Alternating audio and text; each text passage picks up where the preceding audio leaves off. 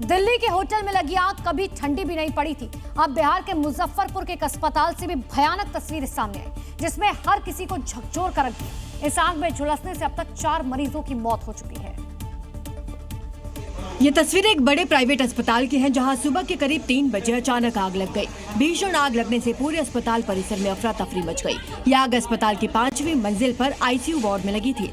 इसके बाद देखते ही देखते अस्पताल में जहरीला धुआं भर गया। हादसे की सूचना मिलते ही दमकल विभाग की कई गाड़ियां तुरंत पहुंची। फायर ब्रिगेड की टीम ने भारी मशक्कत के बाद राहत और बचाव कार्य शुरू किया। वहीं डीएम का कहना है कि अस्पताल की लापरवाही पर कार्रवाई की जाएगी। कुछ परिजन आरोप लगा रहे हैं कि उनके मरीज वार्ड से गायब हैं। हर पहलू की जांच की जा रही है, लेकिन इतने बड़े अस्पताल में आग लगना अस्पताल प्रशासन की घोर लापरवाही और असंवेदनशीलता की पराकाष्ठा है।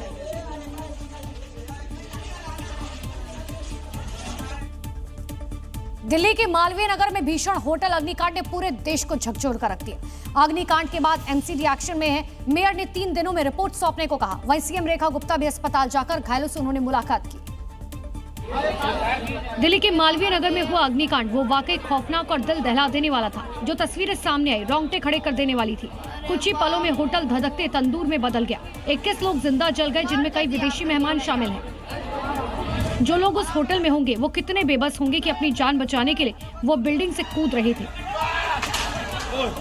इस आग ने तो विवेक अग्रवाल का पूरा परिवार खत्म कर दिया और अकेले रह गए अस्पताल में इलाज करवाने वाले उनके पिता, जिन्हें पता ही नहीं सब कुछ खत्म हो गया।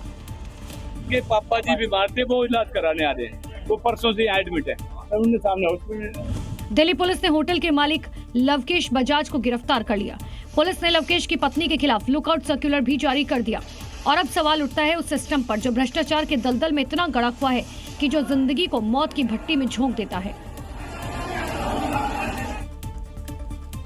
मालवीय नगर में जो कुछ हुआ वो बहुत ही दर्दनाक था, लेकिन आगे इस तरह की घटनाएं ना हो इसके लिए प्रशासन की क्या तैयारी है, किन होटल में सुरक्षा मानकों की अनदेखी की जा रही है, देखिए। आज जी न्यूज आपको बताएगा कहां कहां नियमों को ताक पर रखा जा रहा है। सबसे पहले आपको दिल्ली के करोल बाग लिए चलते हैं, जहां हमारे सहयोगी परिवेश वात्स्यन ने कई होटल की पड़ताल की। कुछ होटल्स को छोड़कर बाकी जगह सुरक्षा मानकों का मजाक बन रखा था। होटल के मैनेजर हैं आप और इसमें कोई स्टिकर नहीं है, बताएं। कोई हादसा हो जाए फिर आप क्या करेंगे? सर जी अभी रिव्यू के लिए बोला गया है, वो कल परसों में आएगा सर्विस के लिए। पता है ये करोल बाग का इलाका है, पूरा बिजनेस का हब है ये दिल्ली का। एनओसी है आपके पास? एनओसी है सर। फायर फिटनेस का? हाँ जी। दिखाएं, सर्टिफिकेट दिखाएं। वो तो सर ऑनर के पास होगा ना इसका सर्टिफिकेट वगैरह। होटल में रहता है ये सब चीजें? हाँ जी। तो पुलिस आती है चेक करने के लिए तो आप दिखाते हैं ना उनको? हाँ। तो फिर अब आपको उसी मालवीय नगर ले चलते हैं जहाँ होटल में भीषण आग से 21 लोगों की मौत हुई, जहाँ ये हादसा हुआ।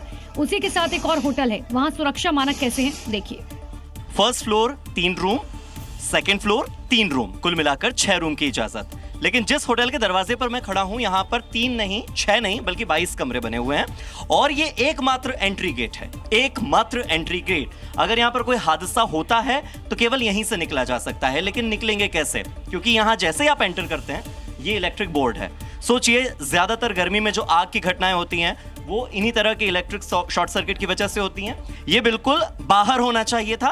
पहला नियम यहीं टूट जाता है। दूसरा नियम यहां टूटता है कि ऑर्डर में लिखा है 6 कमरे होने चाहिए, 22 कमरे हैं। यूपी में बदमाशों को योगी फोर्स बुलेट वाली डोज दे रखी है।